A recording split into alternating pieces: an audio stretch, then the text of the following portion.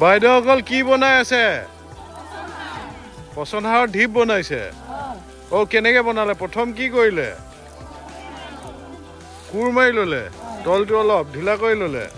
তাৰপিছত কি কৰিলে?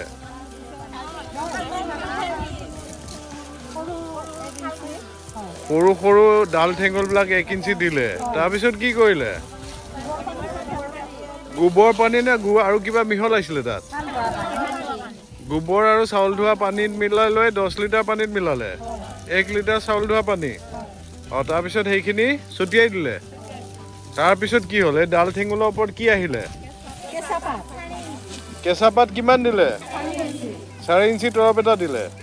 তাৰপিছত আকৌ সেই গোবৰ পানীটো ছটিয়াই দিলে। তাৰপিছত সৰি থকা শুকান পাতবিলাক দিলে। কিমান ইঞ্চি? তাৰ ওপৰত আকৌ গোবৰ পানী ছটিয়ালে। তাৰপিছত শুকান গোবৰ কিমান ইঞ্চি দিলে?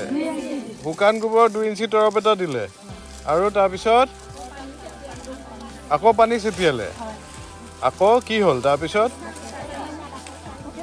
তাৰ ওপৰত এতিয়া আপোনালোকে আকৌ কেঁচা পাতৰ কিমান ইঞ্চি হ'ব এইটো? 4 ইঞ্চি। ইয়াৰ ওপৰত কি কৰিব? গোবৰ পানী ছটিয়াব। আকৌ তাৰ ওপৰত কি আহিব? 6 ইঞ্চি আকৌ শুকান পাত আহিব।